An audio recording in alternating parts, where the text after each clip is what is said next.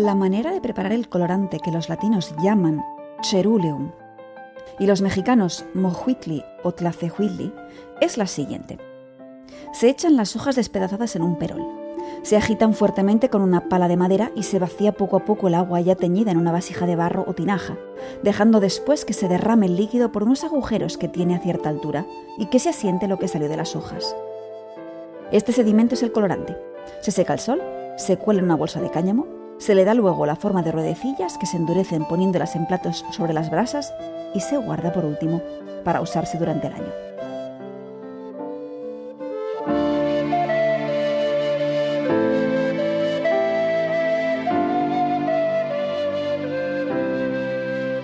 Muy buenas y muchas gracias por acompañarme en La Senda de las Plantas Perdidas, este podcast etnobotánico donde dar voz a nuestras historias de amor y de desamor con un reino tan olvidado como esencial, el reino vegetal.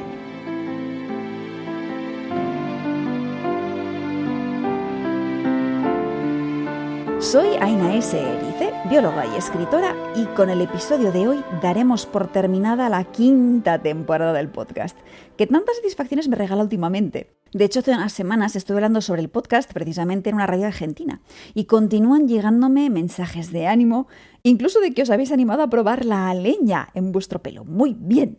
Además de apoyos a través de Patreon. Señales que me hacen pensar que quizás no esté tan loca como pensaba al iniciar esta senda.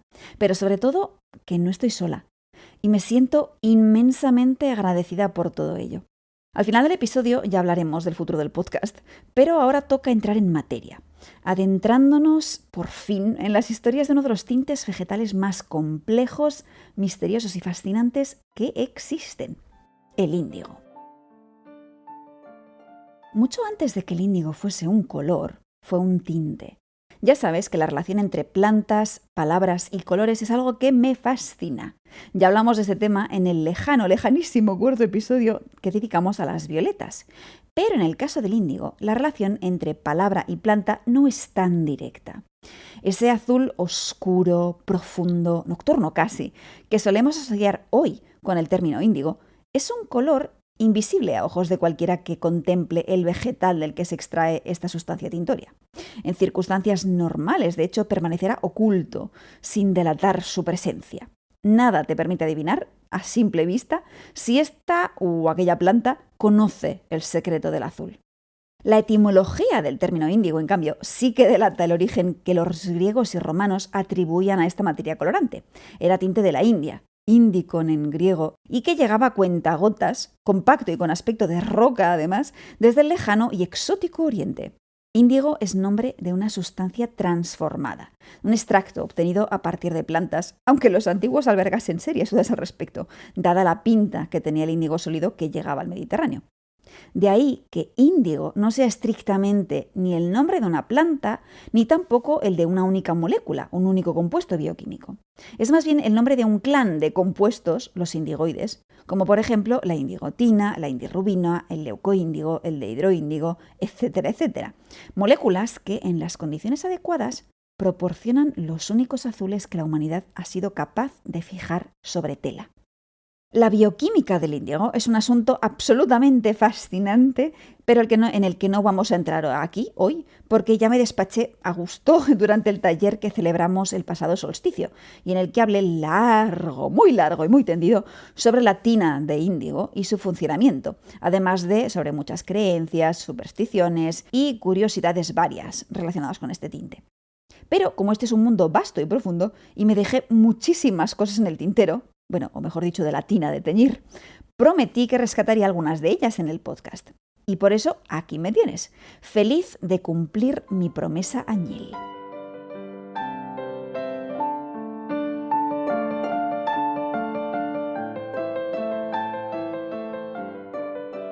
Antes de echarnos a andar por las vías del azul, es importante aclarar una cosa, y es que el índigo, término que por cierto emplearé como sinónimo de extracto tintorio compuesto por pigmentos indigoides, no se obtiene de una única planta, ni siquiera de un único género vegetal como pasaba con la yuglona y los nogales. No.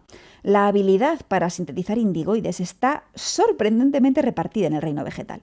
Aparece en familias muy distintas y se da en todos los continentes. salvo, la Antártida, claro. En el Viejo Mundo, las especies más importantes pertenecían a la familia de las coles, es el caso de la hierba pastel o glasto, Isatis tinctoria, o a la de las legumbres, del género Indigofera. Pero no han sido las únicas ni mucho menos. El ai japonés, chino, del que tanto hablamos durante el taller del solsticio, es una poligonácea, es prima de los ruibarbos o del arfolfón, el trigo sarraceno. Y otras plantas portadoras de índigo, estrobilantes, cuyo genoma, por cierto, ha sido secuenciado últimamente, son parientes de los acantos. Teniendo en cuenta, que el índigo se ha inventado varias veces a lo largo de la evolución vegetal, es lógico suponer que a las plantas les resultan útiles de algún modo estos compuestos indigoides.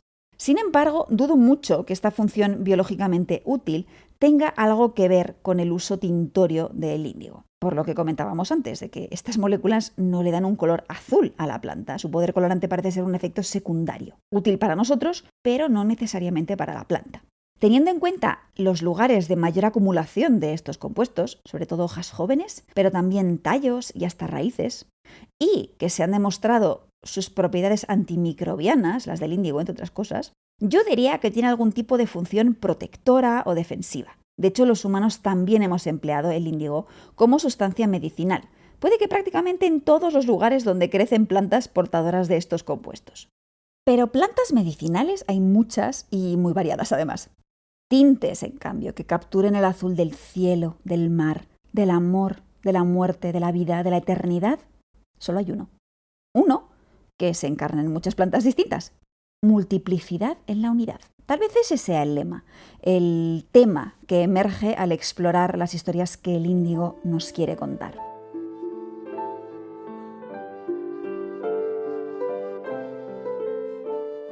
Empecemos en tu armario, donde estoy segura de que encontrarás al menos una prenda teñida de índigo, la más popular de todo el siglo XX, y que no creo que pierda vigencia durante el XXI, la verdad. Los vaqueros, los jeans. De no ser por estos pantalones, el índigo hubiese sufrido un destino probablemente muy parecido al del resto de tintes de origen vegetal tras la invención de los tintes sintéticos. Pero los vaqueros existieron, se hicieron tremendamente populares y han garantizado la supervivencia del índigo, que aún sigue siendo imprescindible para teñir cualquier tela vaquera que se precie. No me entretendré mucho en la historia de los vaqueros, que quizás sepas nacieron en California a finales del siglo XIX. La primera fábrica abrió en 1873, gracias a dos emigrantes, Levi Strauss y Jacob Davis, que se asociaron para comercializar pantalones confeccionados empleando tela vaquera, o denim en inglés, que se dice, la palabra proviene de la abreviación del término serge de Nîmes, sarga de Nîmes.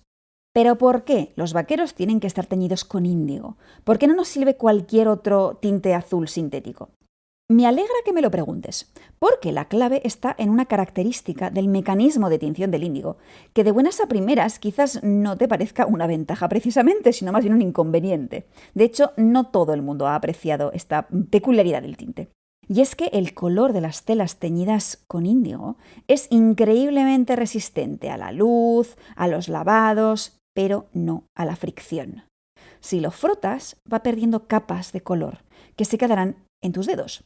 Eso significa que con el paso del tiempo una tela teñida con índigo mostrará signos de desgaste en las zonas donde más fricción haya sufrido, aunque es un desgaste del tinte, ojo, no de la tela necesariamente. Lo curioso de esto es que el efecto no queda feo. Se trata de un envejecimiento elegante, hasta el punto de que hoy en día se venden los vaqueros desgastados artificialmente, buscando de forma prematura el efecto que antes se hubiese obtenido de forma natural. Pero antes de que te pongas a batir palmas y hacerle la ola a tus vaqueros por haber salvado del olvido al índigo vegetal, aclaremos una cosa. Y es que pocos años después de que naciesen los vaqueros, la industria química alemana descubrió cómo sintetizar en laboratorio a la principal molécula azul de ese extracto tintorio que llamamos índigo, la indigotina. Esta es químicamente indistinguible de la indigotina gestada en las hojas de cualquier planta portadora de índigo y se comporta exactamente igual. Pero siempre hay que tener en cuenta que no es lo mismo trabajar con una única molécula que con un extracto vegetal más complejo. Igual que preparar un helado de vainilla con una vaina real de esta orquídea no es lo mismo que preparar un helado con extracto de vainillina, que es la principal molécula que nos huele a vainilla, pero no la única que está en la vaina de la planta. A esto hay que añadirle que los procesos para sintetizar indigotina en el laboratorio no son lo que se dice precisamente súper sostenibles. Pero cierto es que, de no ser por la indigotina sintética y su alianza con los vaqueros, no sé si esta molécula de invención vegetal estaría hoy en los armarios de todo el mundo, transformándonos efectivamente en una humanidad que, si tuviésemos que asociar a un color, sería azul. Con todo, esta no sería la primera vez a lo largo de la historia en que un pueblo termina con un apodo similar por culpa del índigo. Los habitantes de Britania colorean sus cuerpos con vitrum, que produce un color azul, y esto les da un aspecto más aterrador en la batalla. Así escribía César en el siglo I a.C. al narrar su campaña bélica en Inglaterra y sus enfrentamientos con los pueblos nativos, algunos de los cuales los romanos apodaban pictos, por su supuesta costumbre de embadurnarse el cuerpo de color azul. Aunque, por lo que he visto, no tenemos pruebas fehacientes sobre qué tipo de decoración hubiese sido esa. ¿Pasta cosmética? ¿Tatuajes? Y que hay dudas también sobre la traducción exacta del término vitrum, sí sabemos que en Inglaterra crecía, ya por aquellos tiempos, una planta de la que se puede extraer índigo, Isatis tinctoria, el glasto o hierba pastel, que es pariente de coles y nabos, además de la principal fuente de índigo en Europa durante toda la antigüedad, el medioevo y buena parte de la Edad Moderna.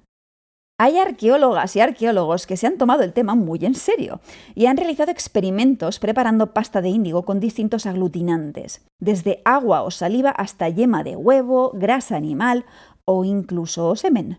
Todo sea por la arqueología experimental. La previsible conclusión es que embadurnarse con glasto es cosa factible. De igual modo, sabemos que es posible realizar tatuajes empleando polvo de índigo como pigmento, aunque ojo, porque no todo tatuaje que veas azul está necesariamente hecho con índigo. Sin embargo, ninguna de estas cosas es necesaria realmente para colorear la piel de azul, algo que es fácil de entender si recordamos esa tendencia del índigo a desteñir por fricción. Eso quiere decir que el cuerpo que vive en contacto con prendas teñidas con índigo terminará, tarde o temprano, manchado de azul. Este, se dice, es el motivo tras uno de los apodos de los tuareg, las gentes azules, los azules, color que tiñe no solo sus ropajes, sino también su piel, en contacto y fricción continuos y continuados con las prendas tintadas con índigo. Los tuareg son un pueblo nómada, de habla bereber, tamashek, que viven en el Sáhara y que transitan rutas en el desierto entre tierras de las actuales Libia, Argelia, Mali, Níger y Burkina Faso. Son especialmente conocidos por la práctica cultural del velo masculino, o tagelmust, una práctica que de hecho ellos mismos consideran muy importante, dado que se apodan a sí mismos o Kel Tamashek, los hablantes de Tamashek, o bien Kel Tagelmust, los que llevan el velo. Prenda de gran poder simbólico y cultural, por tanto, el tagelmust entre la casta de los tuareg nobles puede mostrar varias tonalidades e intensidades de índigo. Cuanto más oscuro, mayor prestigio tiene, porque implica más baños de color. A menudo, además, este velo tiene un brillo metálico bruñido que reluce bajo el sol, que es un acabado que el índigo permite y que da resultados espectaculares, que a mí me tienen enamorada. Entre los tuareg, la piel teñida de azul no solo se considera estéticamente bella, sino también saludable, algo que quizás tenga que ver con las asociaciones más positivas que tiene el índigo en el mundo islámico. De hecho, se cree que el gusto de este pueblo por el índigo probablemente sea fruto de la influencia musulmana que llegó con la expansión islámica al Sáhara. Con todo, si es cierto que el gusto por el índigo de los tuareg viene de Oriente, no lo es menos que los tejidos en sí provenían sobre todo de África Occidental, que es una región con larga tradición tintoria y textil, y en especial de determinados centros que eran famosos por la excelencia de sus telas teñidas en índigo. Un ejemplo es la ciudad de Kano, en Nigeria del Norte, donde aún hoy quedan algunos artesanos en activo trabajando en las tintorerías de Kofar Mata. Se dice que este barrio fue fundado en 1498 y que durante 500 años se especializó en crear las telas de algodón teñidas en índigo más apreciadas en toda el África sahariana y más allá. Aquí, por ejemplo, venían los tuareg a adquirir sus preciosos tagelmust.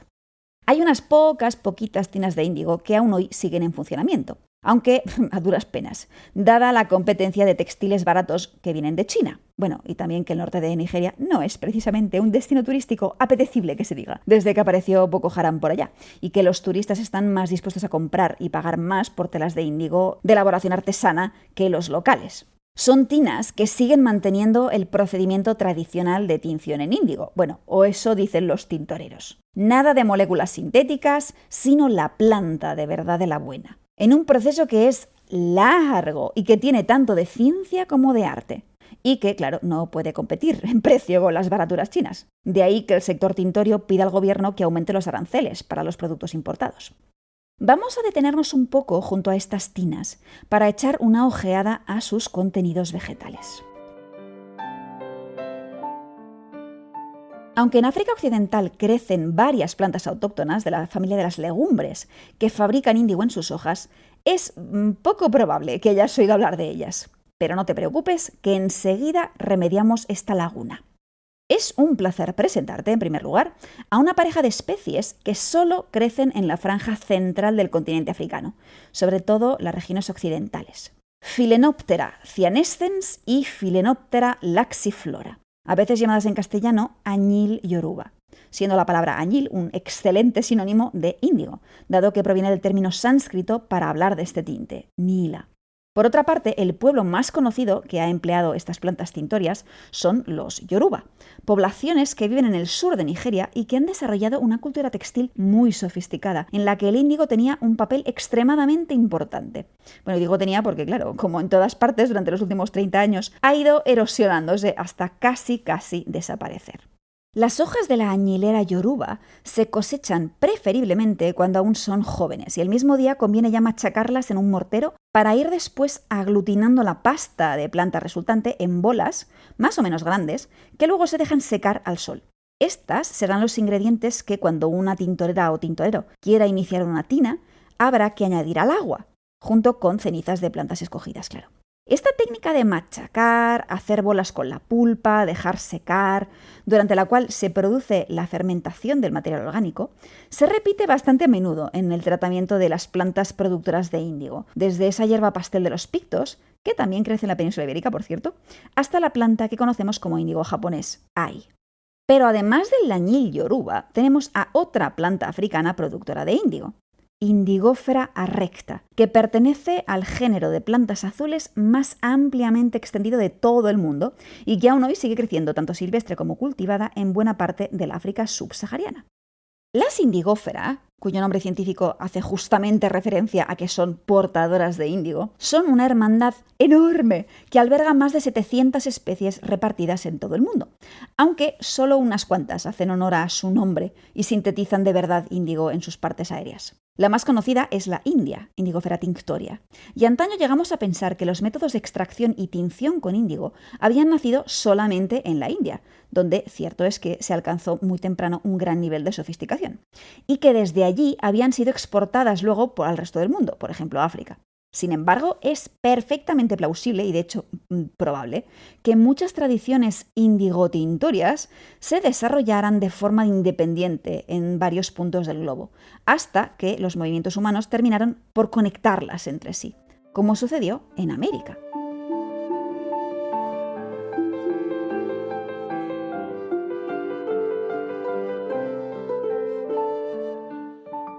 Echa la hierba Shiuh-Kilitl, una sola raíz ramificada, de donde nacen muchos tallos rectos, hojas ralas parecidas a las del garbanzo, pequeñas flores blancas con rojo y vainas que cuelgan del tallo agrupadas. Dicen que las hojas machacadas y aplicadas, o bien disueltas en agua y untadas, calman el dolor y extinguen el calor excesivo de la cabeza de los niños. Hacen de ellas un colorante azul llamado por los indios tlalehuili o mujuitli, y tiñen también de negro los cabellos. Tras la conquista y colonización ibérica de Latinoamérica, en algunas regiones se establecieron sistemas de cultivo y procesado de índigo a gran escala. Y durante un tiempo hubo quien creyó que las plantas y los procesos habían sido importados desde el Viejo Mundo. Nada más lejos de la realidad, dado que en América crecen varias especies cuyas hojas son ricas en índigo y que ya los antiguos pueblos del continente sabían extraer y emplear con enorme destreza. La principal de estas plantas quizás fuese una indigófera sufruticosa, que crece prácticamente en toda Mesoamérica, el Caribe y Sudamérica, a excepción de algunas regiones del sur de Argentina y Chile. Este índigo o añil indio podría ser la fuente con la que se elaboró el tejido teñido con índigo más antiguo que hemos encontrado, de más de 5.000 años de antigüedad, en el yacimiento peruano de Huaca Prieta. El procedimiento para obtener el índigo purificado es algo que se conocía perfectamente, como puede leerse en los textos, por ejemplo, de Francisco Hernández, el protomédico de Indias que escribió la primera historia natural de México en el siglo XVI.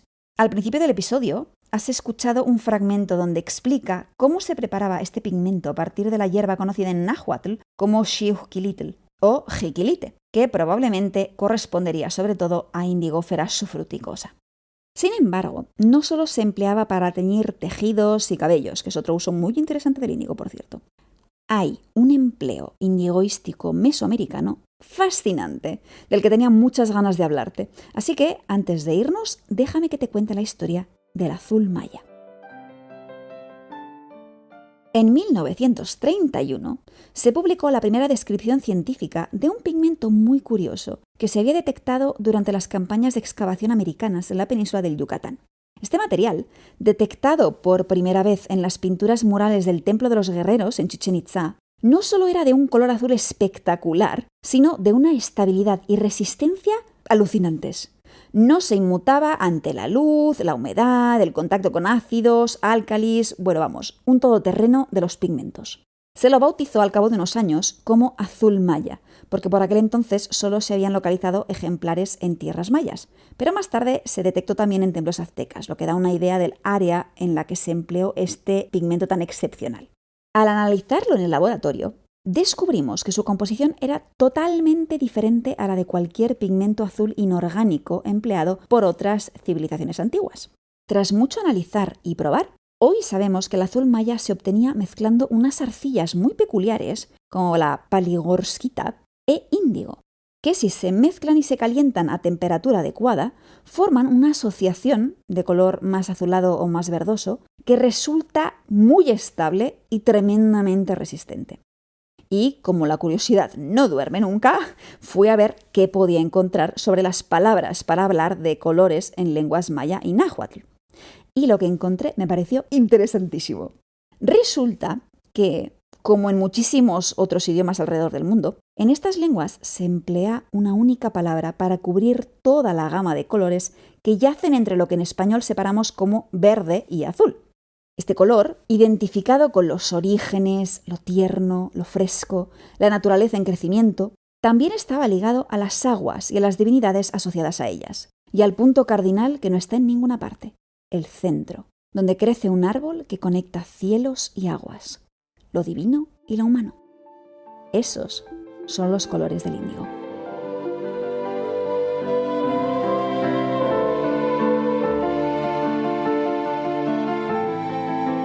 Y hasta aquí, que no está nada mal diría yo, nos ha llevado la senda de hoy que ha puesto el broche de oro, de índigo, a esta quinta temporada. He disfrutado un montón elaborando estos últimos 9 episodios y aprendiendo más sobre estas plantas que colorean nuestras vidas. Y mi mayor deseo es que tú también lo hayas disfrutado.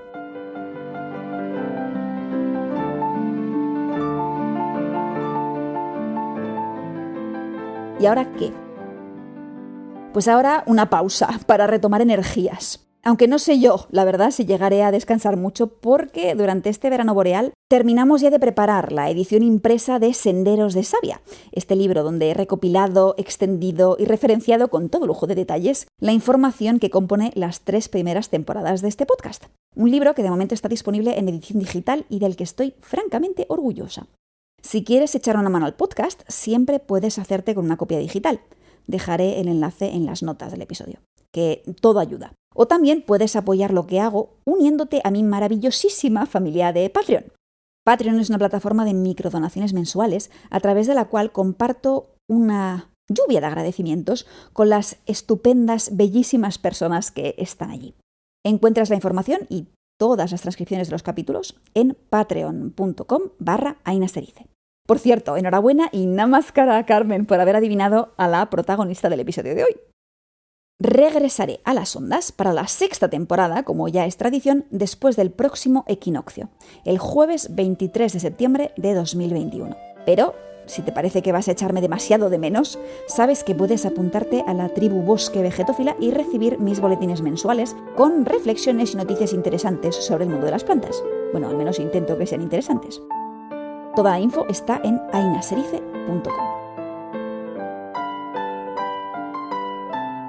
Y dicho esto, no me queda más que dar las gracias a todas las plantas que conocen los secretos del azul invisible, agradecerte a ti muchísimo la compañía, desearte un muy feliz día y que la clorofila y el índigo te acompañen.